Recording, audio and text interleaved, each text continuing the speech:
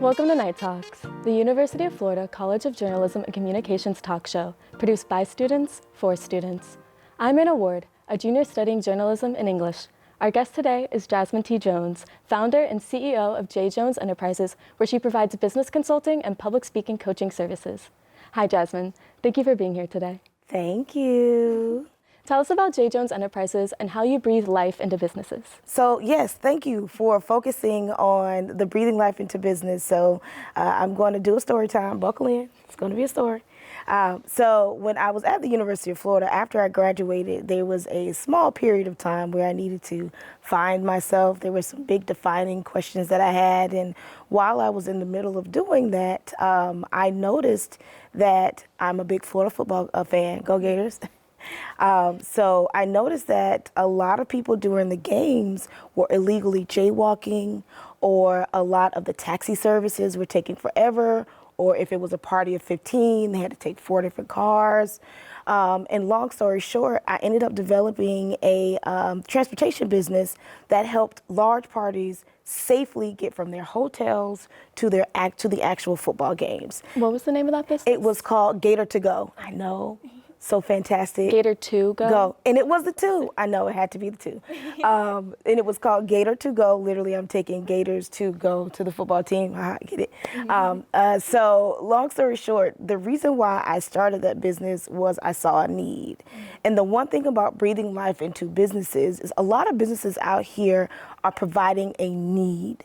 But a lot of times when you're providing a need, you can get fatigued, you can get tired. Most of our times I'm dealing with solo entrepreneurs, and solo entrepreneurs are entrepreneurs who are the CEO, they're the janitor, they're the manager, they're the marketing person, they're the help desk person. And usually they need some sort of system or source, some sort of just supporting nature of resources to help them out. So when I work with businesses, of course, starting my own and understanding how I had to do everything from financials to picking up the people, to talking to the people, to gathering the routes. I know how it is to be the one-all, be-all for a business. And when I sold that business and went into consulting, I wanted to make sure that I was able to not only give you sustainable answers for your business, but to breathe life back into your business so that you have that wind for the second leg of the fabulousness of your business. Hope that makes sense. Oh, yes, of course. And that takes a pretty personal approach with each client that you deal with. It does, which can be kind of taxing, but I like it simply because every business that comes to me is almost like a fingerprint. Is what I call the fingerprint plan. Though I have a bevy and a litany of resources and services that I do offer, every business does not need the same thing for existence. You yourself, you're a journalism college in English. You will understand copywriting, you understand grammar, you understand how to speak to people by way of literature.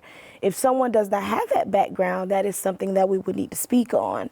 Since I have a Jill of all trades, when it comes to business, I'm able to see exactly what the business needs. But then again, it's not always about me. I ask the business, what exactly do you believe you need?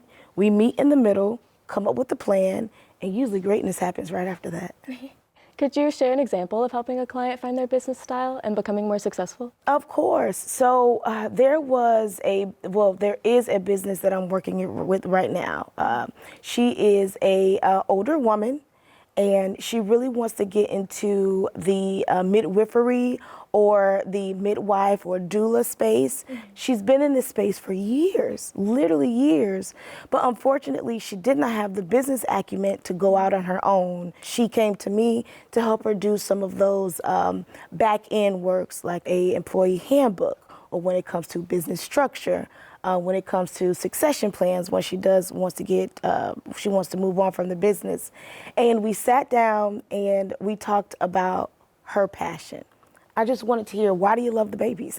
Why do you love the mamas? Do you ask every client that? I always ask my clients what is their passion, because usually when you let a client dream without limits, they're able to tell you way more than if you ask them specific questions, and you're able to glean more information out of them.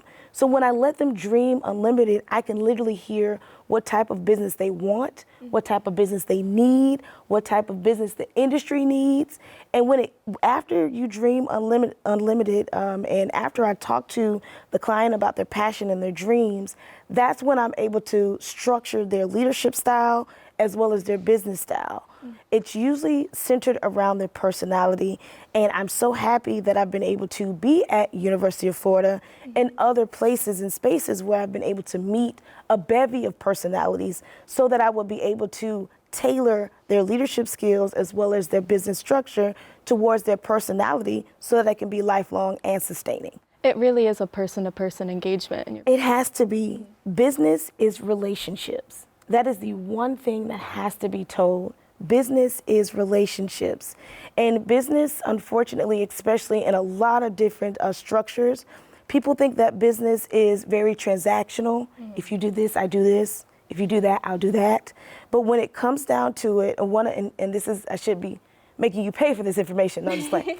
But one thing I always tell when I'm talking to people about business is when business is relationships, people will buy anything from you because you're the relationship steerer. You're the relationship foster person. So if you're a good person and you're ethical and you're doing the things that are right by your customers, you could sell water to a zebra. And the zebra will still buy the water because they're buying the product because of you, and also because the product works, but mostly because of you. And communication is a huge cornerstone of that. A lot of times in my business consultancy, I'm talking to the holistic being of the actual owner.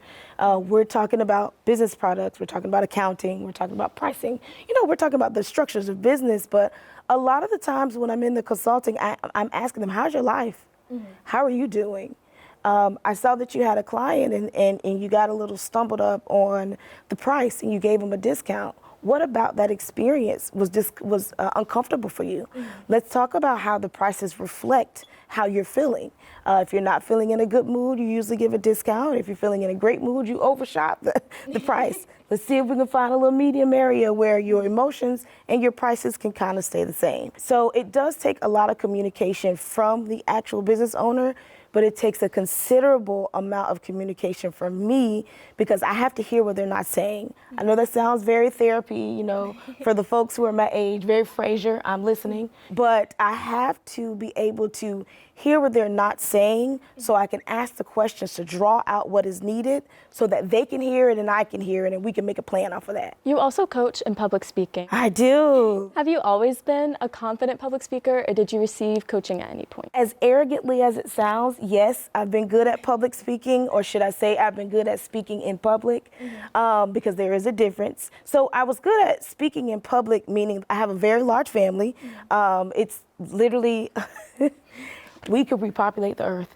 But there is a lot of us. So a great example that I give is we like to eat. Oh my gosh, we love to eat.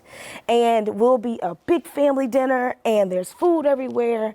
And if I want to get that last piece of any type of food, that last slice of pizza, I have got to speak up, be loud, be clear, be succinct, and not only clear, succinct, but fast, to get that last pizza and let it be known that I want the last pizza. And I understood how communicating effectively to a large mass of people can help steer me in directions that will be great for me as just a person. After moving into college, I saw a lot of my friends, they were very scared of public speaking, like very scared, to the point where it would paralyze them and affect their grades. So I would just pull them to the side and say, hey, here is 1, 2, 3 pointers. These are some of the things you may want to work on. Like for instance, if you're ever in a really big room, you don't necessarily have to imagine people in their undies. You can just look at the exit signs and scan the room by the exit signs. And that's going to make it look like you're looking at everyone, but you're really not. And you're concentrating on what you have to say. So I knew these pointers from being in Toastmasters, from the oratorical contest, from all these things that I had been through technically. And I was able to share this information with my friends.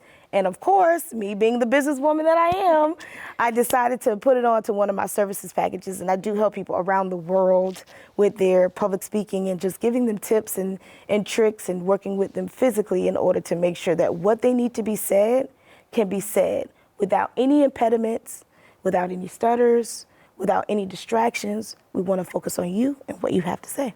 That's so interesting that you were already coaching before you were really coaching. I didn't know that. Should have been charging. I should have been charging, right? But you know what? That's fine. I love my friends. But you're right. And also, that's something that a lot of people don't know is your business is in the thing that you do already. And I didn't understand that until I went through that path and understood, hey, I'm good at this. Like they're actually getting A's in their class because they had to take an actual presentation. Maybe I should look into this a little bit. Was that the first time you had confidence in your coaching? That was. It really was, because coaching is tough because you have to be outside of yourself. You can't tell someone this is what you should do for your business. A lot of people believe coaches do that, and some coaches do that. You need to do this for your business, or you need to exactly say this, and this is going to cure all the public speaking in the world. That's not how it works. But the good coaches. But the good coaches, they are influencers. They lay out a buffet of options and tell you each option has a consequence, both positive and negative. Which one fits you? Okay, you think number 4 fits you? Let's go with number 4. If it doesn't work, let's go with number 5. So they're literally an influencer and someone who's going to walk you through the process to find whatever it is at the end that you want. They're not telling you what to do, they're showing you how to do it so that when you remove the coach out of your life, you still have the tactics to make it go. Sustainability is really key when it comes to coaching. When you were going through all these different contests and getting to college and still speaking, did you have any secret weapons that improved your public speaking? Breathing. Breathing. I know that sounds so weird, and maybe because I love yoga, but breathing, a lot of times when it comes to your great singers, they have undeniable control of their breath. And a lot of times when you're speaking, a lot of people speak from their throat, some speak from their diaphragm, some speak from their chest. And once you know where their voice comes from, that lets you know how they can breathe. That I need to be careful of when I breathe, when I pause, when I speed up, and when I stop. All of that has to be around your breath and your breath control. Also, another tidbit, there's something called the speaker's box. So it's been scientifically proven that people trust you when you have your hands up in the air. I do it subconsciously, but you're right, I do it subconsciously, but it's because I've been trained to do it. People will think you are trustworthy when your hands are in a box from right here. So it goes it goes from your torso to your hip and here. Long as you stay in this box, people are really engaged and really intrigued with what you're saying. Soon as you go out this box, it gets a little weird. So when you stay in this box and you control your breathing, a lot of times, a lot of those faux pas and those stumbling blocks of public speaking, they usually ease down. And this also helps with nervousness. I was just going to say that. I feel like this gives you something to do with yourself, but you're not getting too flailing and just very harsh or direct. You're not a ballerina, you're a public speaker. So your hands stay right here. And as long as your hands stay here, shake off the nervousness. You're giving personality, you're giving experience, you're giving trustworthy, you're giving all the giving. And I feel like the emphasis on breathing helps a lot too, because I think if people get up in front of a crowd and they're just nervous to look at everybody and they kind of start breathing faster. Breathing is one of the essential things of life. So is speaking. You got to speak. And even those who can't speak with our voices, we speak with our hands, we speak with our eyes, we speak with our bodies. So speaking is something that we do as humans. And when you combine speaking and breathing, there's a lot of good things that can happen. People hear what you have to say. People can change their minds, their beliefs. Change happens when those two things come together.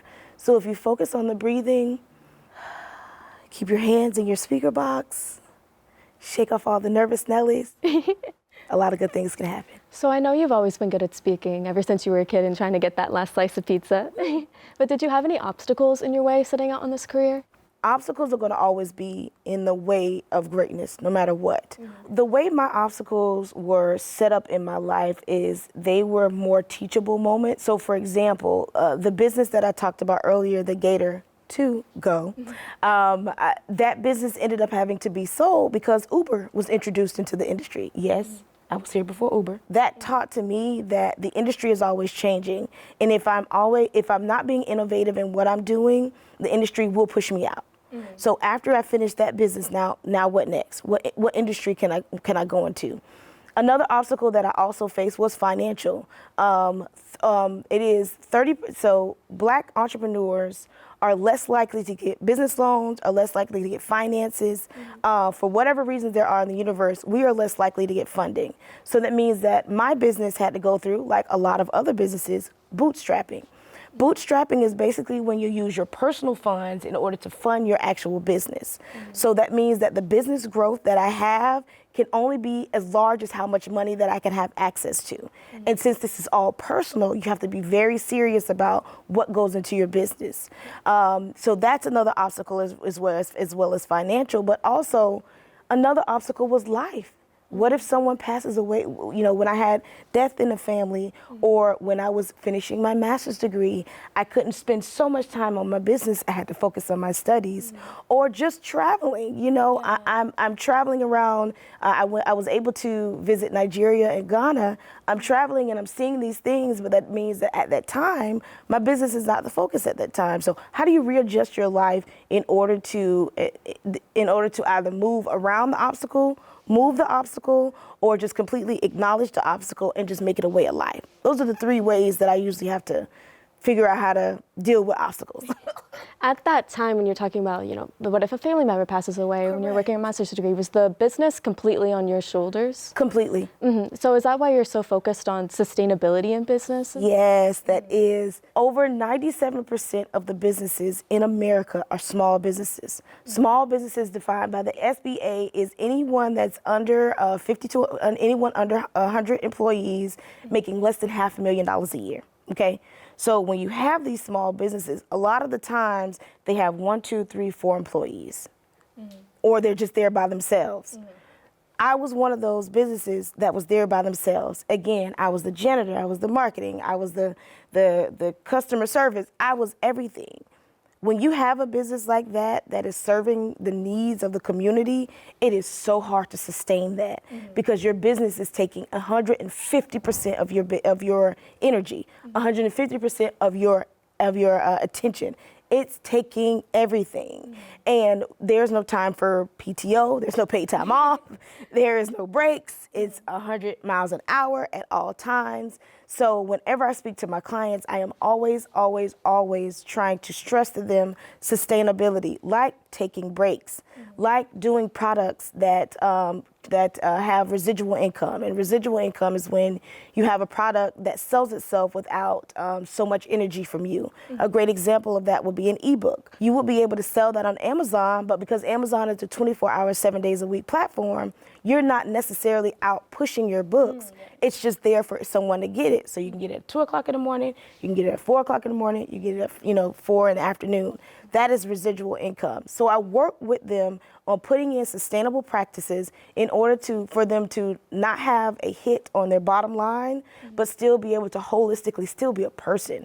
Because if the person is not good, the business is not good. And I want the business to thrive, so I must focus on the holistic person. Yeah, you can't give from an empty glass. You cannot, and you can't pour from an empty cup.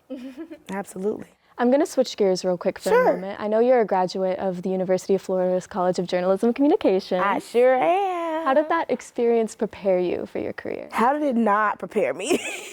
I think that's a shorter list. Well, first, let's start. What was your major? So my major was telecommunications with a concentration in business administration. That was a whole mouthful. And after my telecom degree, basically I should have been able to go into radio or TV and become a GM or anything GM adjacent.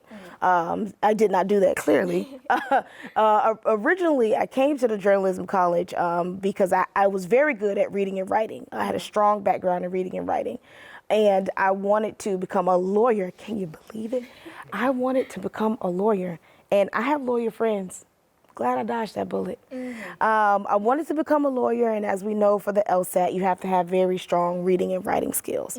So I decided to go ahead and come to journalism college. I went through all of my classes. Journalism as far as communications, speaking with people, communicating by way of paper, was much more important than I thought. And it was by a professor, actually Professor Sorrell. He was one of my professors here. If you're watching this, Professor. Hey, Professor Sorrell. I got you on Twitter. I'll just say hello there too. He gave us a prompting class that really got me to thinking about how does communications interact with life. And that set me on a trajectory which actually sparked the entrepreneurship in me. I've always been an entrepreneur, but it sparked that fire of how can communications, how can the basics, the fundamental of journalism can be shared with the world in a way to make the world a better place. I was able to gain resources through the journalism college that I had no clue that I even could tap into. I got the message pretty clearly that journalism college is a special place to be. I learned just how to be a better person here, how to communicate as a better person, how to communicate with others, how to work with different counterparts and meet in the middle so that we can be able to finish a project, because everything is in teamwork. Everything is teamwork. Everything is teamwork. So I learned how to do all that here, but most importantly, from the journalism college, I learned that if you cannot communicate who you are and what you stand for, the world is going to be tough to navigate. Because without understanding that and without knowing that, you can be led to paths that don't serve you. And I learned and honed in that skill of who is Jasmine? Like, what does she want to do? What does that look like? How do I communicate that? How does that look on a resume? How does that look in an interview? How does that look when I'm standing up in front of, Professor Sorrell's class giving a speech? Who does that look like? What does that look like? I learned all of that and more from simply being in the atmosphere of the journalism college. Communication is really key. It's like what's going to unlock everything you have going forward. It does. I believe that, and that's going to be the next title of my book. Thank you. I won't charge. Okay, thank you. You've held positions with Wells Fargo, the Boys and Girls Club of Alachua County, and Nationwide. Did a communications background help you in those organizations? Did it unlock any doors? In every single way. For example, and not in the most traditional sense. So for example, I was able to work at a Fortune 500 company called Nationwide. And even though my position didn't have any communication background, I was still able to have communications to be the forefront of what I was doing. I saw that the morale of my team was kind of low. We had a lot of work to do. We had a short amount of time to get it done. But I also understand as a leader, if your morale is high for your team, a lot more production can come out of them. They produce better products. So, of course, I went to my supervisor and I let her know, let's do a contest. She's like, well, what kind of contest that you want to do? So I was able to put together a full presentation. I know, no one asked me to do this, but I'm Jasmine. So I put together a full presentation of a month full of contests. One was who could drink the most water. Another one was a walking contest. Because we were so sedentary at the job, I wanted us to get up and move. Now, that is the most unorthodox way that you can approach communication, but that's what I did. And when I tell you we had a phenomenal time, completely changed and revolutionized the production level of the team to the point where our team produced so well, we were put on a pilot program that is still, they still feel the effects of the pilot program in Nationwide to this day. And I was to help pilot that program because our team did so much production because of the communication of what we did around the contest. That's so incredible. And it really shows your person-to-person method of communicating with people, like asking if they even wanted to be a part of it, if they wanted to help. Since Nationwide, you went on to work for St. Leo University and the University of Florida. What did you do at these colleges? At the University of Florida, I love this program. We had the EDIT program, and the EDIT program was ran through the Computer Information and Engineering. And the EDIT program, long story short, is we took in about 10 to 12 entrepreneurs. And these entrepreneurs were at the baseline of their thought processes. So that means that they only had a thought of a business, no resources, they didn't have it fully fleshed out, nothing like that. They just had an idea. And I was able to be on a team of 5 that was able to move 9 entrepreneurs from idea to fully functioning prototype. We walked them through the 6 steps of ideation. We talked to them about technology. We helped them set up their websites. We helped them talk about SEO. We helped them talk about time management, all the things that it takes to become a great entrepreneur. We talked to them about that. And the EDIT program was so wonderful because I got to see regular people achieve extraordinary dreams. And that literally is what I'm here for, is if you can literally have the resources, have the time, have the money, have the space, have the people, have the support in order to make your idea into a fully functioning business, oh, sign me up. And that is what the EDIT program was. Unfortunately, it wasn't renewed, but I was so glad to be on that project. And if they ever ask me to come back, I'm there. As we start to wrap up here, what is any other advice you have for college students like myself? Oh, man, I have a lot of advice. Do we have enough time for all of this? I'll stick to the top 2. The first thing is to remember you're here for a reason, okay? There are a lot of people in this world that do not have access to the Gator Nation. And the Gator Nation is very, very special. I've been fortunate enough to be an alumni here. I've been walking through airports and people will see me with my Gator jacket on, and we just stop and talk. Be very present here in the Gator Nation because we literally are everywhere. And the more you can get out of University of Florida, especially with Journalism College, the more connections you can make, the better your network is for when you're stepping outside of UF. You don't feel so lost or so lonely. You'll always have someone who can call to help you. And the second thing that I will offer to any student, especially for my Journalism College students, is remember that rest should be built into your daily schedule, okay? Your daily schedule. I can't tell you what rest looks like because rest is very personal. Rest may be lights off, no talking. Rest may be reaching out to your grandma to talk to her, or your mom or your dad or your aunt. Rest may be reading a book on your Kindle or old-fashioned opening up the book. Rest is very personal and it should be taken very seriously. And rest is the one thing that we can do to make sure our body lasts a little longer, our mind lasts a little longer, to make sure we are staying connected to this earth and the people that are on them. You set that timer, you take that break, because if you don't take that break, it is going to wear you out and you're not going to be able to retain the information. And in a world that is always telling us to push harder, rest is one of the most radical things that you can do in order to keep your body, your spirit, and your mind aligned with what exactly that it is that you need to do, and that's to live. So those would be my 2 pointers. Thank you for your insight, Jasmine. Of course. It was incredible to learn about not just like communication and entrepreneurship, but also just being a person and understanding others as people and navigating life efficiently. Yes. And thank you for our viewers for joining us. Until next time, good night.